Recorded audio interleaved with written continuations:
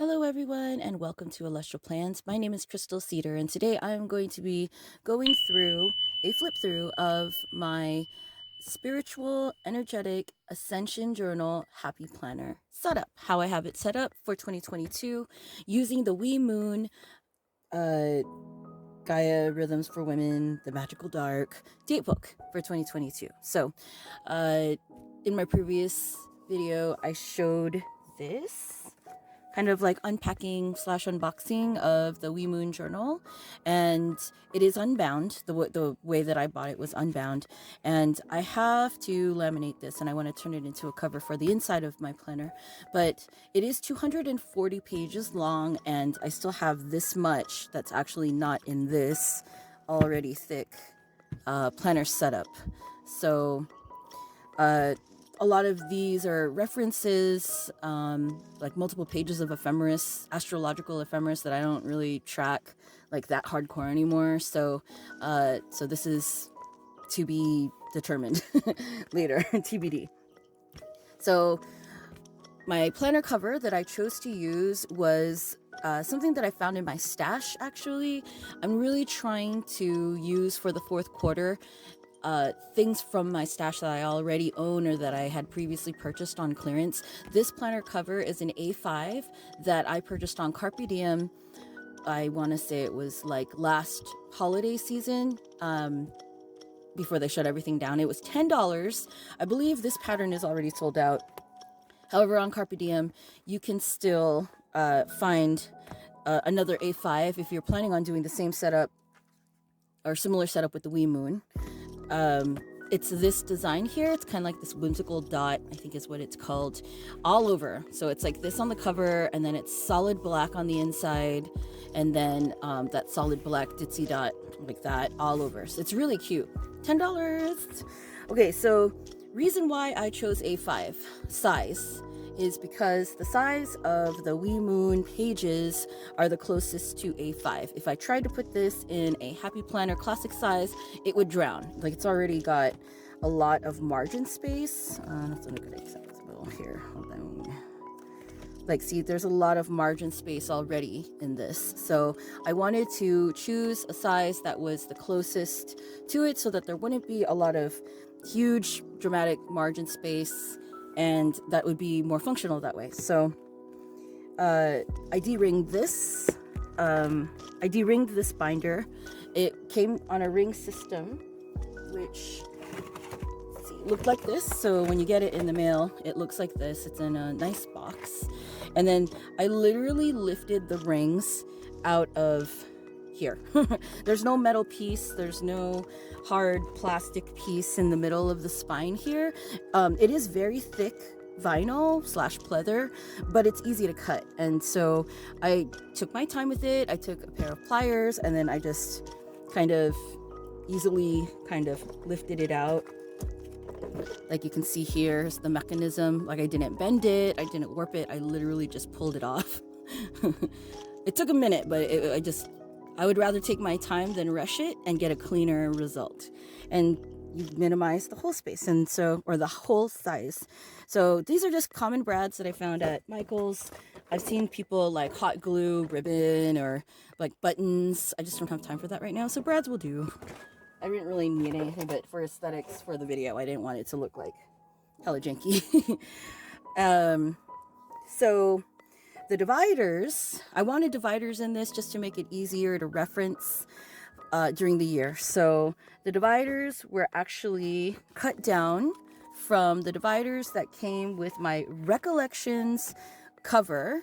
I got this on clearance from Michael's, as I'm sure most of you planner friends have, because it was like $9, and the classic size fits inside of it. So it's so minimal right now, but this is my catch-all classic happy planner. And same thing, I just literally pulled the rings out. It was actually easier to pull the rings out of this than in this one, the Carpe Diem one, because unfortunately the quality wasn't really that great for the Recollections one, but it's gorgeous and it's functional. Might as well. I do have the Happy Planner deluxe covers during that crazy warehouse online blowout sale when they were like $3. Those were great times, weren't they? but they're too bulky for me. Like, they are sized to hold or be able to accommodate the expander discs, and I don't use ever that much stuff in one daily or in one catch-all planner. I always rotate my pages out. So that's what these dividers are from. And they I cut them down using just a regular paper cutter, like Fiskars paper cutter, you know, just like, you know, your slide and cut. And I used my We Are Memory Keepers corner punch to round it off, and it really turned out nicely. Let's take a closer look. It is kind of like a heavier cardstock, and I really like the foiling, and yeah, it's just really professional looking to round off the corners. And I was originally going to laminate scrapbook paper, but I'm not trying to do 12 pages of lamination in the middle of the night and punch like that. That was just too crazy for me. So these tabs are fine. I get the whole I get 12 months at a glance of tabs, which is kind of nice. So that's awesome. And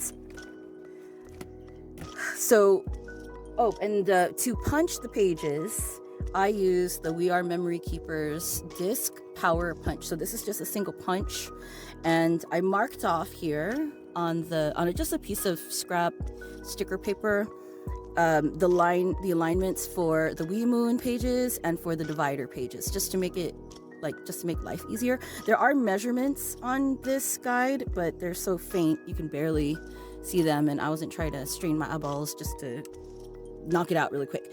But this is so powerful that I would stack like 10 pages of the WeMoon Journal and then punch it, and it was fine. It was like nothing. It was like punching one piece of paper. It was awesome. And with the dividers, I punched 2 pieces at a time. So it made really quick work of actually preparing the journal for this 8-disc bound system. So classic size, this is a classic size daily sheet, is too big for an A5. I was so sad when I found that out when I first started playing, because I love all the accessories that are out there for A5 because they're mostly high quality stuff, but the size is so big. So I adapted it by removing one of the discs, and so this is an 8-disc system to fit inside the A5, and then I've just trimmed everything else to fit. The other, and then this is the WeMoon page, or the A5, in comparison to the mini. I guess you could use a mini, but it's going to leave a lot of margin space. So, sorry for all of us who wish they could have an A5 Happy Planner size, but it's fine. So throughout this flip-through setup, I used the WeMoon pages, the divider tabs, and clear the snap-in sticker sheet protectors by Happy Planner. You get 12 in a pack. For the pages that I love the art, or I really resonated with the writing or the poetry, I just didn't want to punch that. But I did have to trim it down a bit in order to make it fit. So, oops. So yeah, this one here, I had to trim it down along the side, but there's plenty of margin space to do that, to fit it in here. So that was another resource that I used. Okay, on with the flip through. So this is just for energy work and for my spiritual planning and craft journaling. I don't intend to use this for appointments or birthdays or to-do lists or anything like that, unless it's to-do lists that maybe revolve around ceremony, or to-do lists that revolve around ritual or something like that. So this is strictly just a spiritual journal / planner, so that I don't forget observances or transits for next year.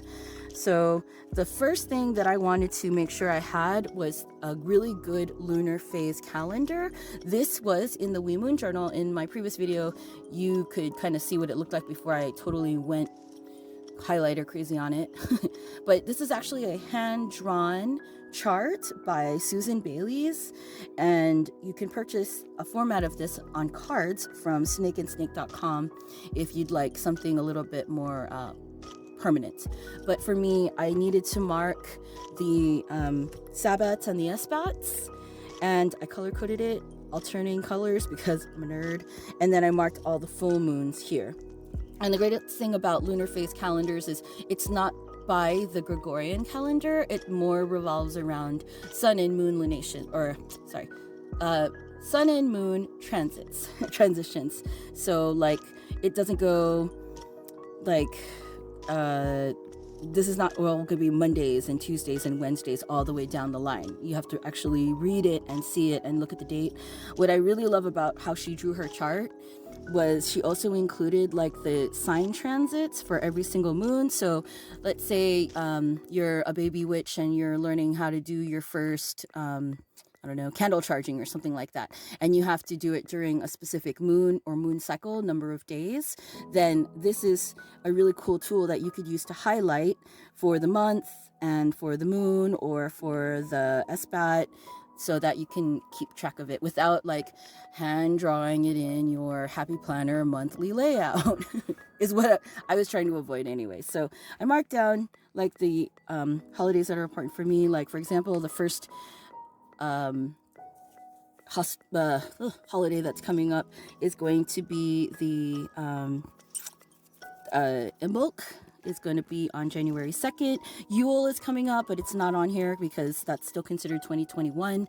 So if you already have a WeMoon, you will get to see the Yule festival down here probably in the last row if this was in the WeMoon last year. Lunar New Year, or for me, Sagansar, which is the kind of like Tibetan Mongolian New Year, and Beltana, Lammas, and Samhain, the Celtic Espats, and then everything else. So Ostara, Litha, Mabin, and Yule. So that's how I mark those out. And the rest is going to be strictly just the journaling days. Sorry, let me just go through what else I have here. I have the conventional holiday dates for 2022, the Wheel of the Year, kind of like little ditties on that, and Lunar Year of the Tiger. They actually had some good stuff to say, so I kind of kept it in there. It's the year of the Blackwater Tiger, so it's going to be pertinent for many, many, many people next year, especially if you're a sun water sign. Yeah, it might be a little colorful. And I did not keep the regular planetary ephemeris, but I did keep the asteroid ephemeris because I like to track Lilith, and I've been called for next year to work with Vesta, the goddesses, so I'll be doing my homework with that. And then this is actually for 2023, so we're not going to look at that. Okay, so the rest of the journal is divided up by moon cycles. So the Roman numeral here stands for the number moon of the year. So this is for the first moon. This is for the dark goddess because it starts on Imbolc. And I just have the calendar days. Again, it's a Monday start, Monday through Friday, and then Saturday and Sunday on the other side. So not really a lot of room to write. So I recommend maybe adding some Bujo journal pages, like I will, for like pertinent observations and stuff, per every month or every moon, however you have it. And there are some pages, again, that I really love the art of, so I put those in the glossy sheet protectors. So with the sheet protectors, you do have to trim it down a little bit in order to fit into A5. It's like about this much that you have to, this much that you have to trim off of like a regular sheet of the sheet protectors, but it's perfect. And then that way I can also, if I want to highlight something or if I want to write something, I can just pull it out, make the notes, or if I'm done with that, then I can replace it with something else rather than laminating it, which would have taken 20 million years. This being a collaborative art kind of kind of journal, I noticed that there were some pieces of art and some writings that were just a little too strong for me. And so I really encourage anyone that if there's a piece of art that is beautiful and really, you know, powerful, but maybe just a little too strong, customize it. Make it suit your needs and your functionality. This is an example of one like it was a beautiful piece, and it was a beautiful picture of Medusa, and the name of the piece was called Ave Medusa. But I don't know, Medusa has a lot of like trauma associated with her, so I was like, you know what, I just too much for me right now, and most likely probably too much for me in 2022. But just in case, I'd only kind of unpermanent glued it here, and the center is still unglued. So if I feel a little better by the time this date comes up, then I can easily trim the sides and then still see the beautiful artwork from the contributor underneath. So no offense to the artists or the contributors, it's just sometimes it's a little too strong. So that's what I did there. And this is 12 months. So this is just the weeklies for 12 months. This is not including some of the references, some other stuff that I left out. References, the multiple pages of the ephemeris, planetary ephemeris, the contributor pages. There's a lot of pages of that. And some of the, and the definition pages. I might add those back later though. I just don't need them in there right now. And also, it's not to say that in the middle of the year, if I feel like this is getting really bulky, that I'll probably take out maybe, I'll just keep 1 quarter's worth of pages in here, or maybe 2 quarters worth, and then after that, switch them out and rotate them, like my catch-all. I do that with my catch-all. I Frankenplan my catch-all. So that pretty much is it. Beautiful artwork again. I ended up using 2 packs of the sheet protectors, so 24 in total-ish around. And I think that'll be enough to fit my needs. So I use this as a reference, as my own personal kind of reflection.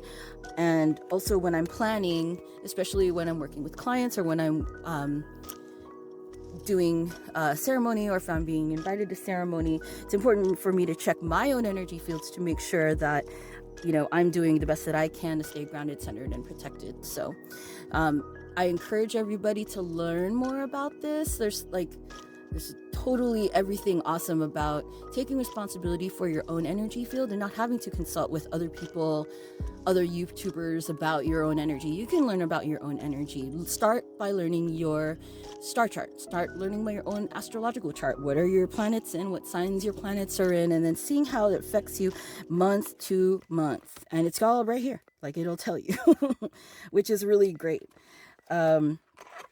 Especially if you're moon planning, this is a really great reference. So, thank you so much for joining me with this setup kind of / tour of my spiritual happy planner with setup again. Again, this is just on 8 discs, not a classic, in an A5 planner. May we all aspire to find energetic balance and connection to our own loving spirit and inner brightness today. Until next time, friends and paws, take care. Bye.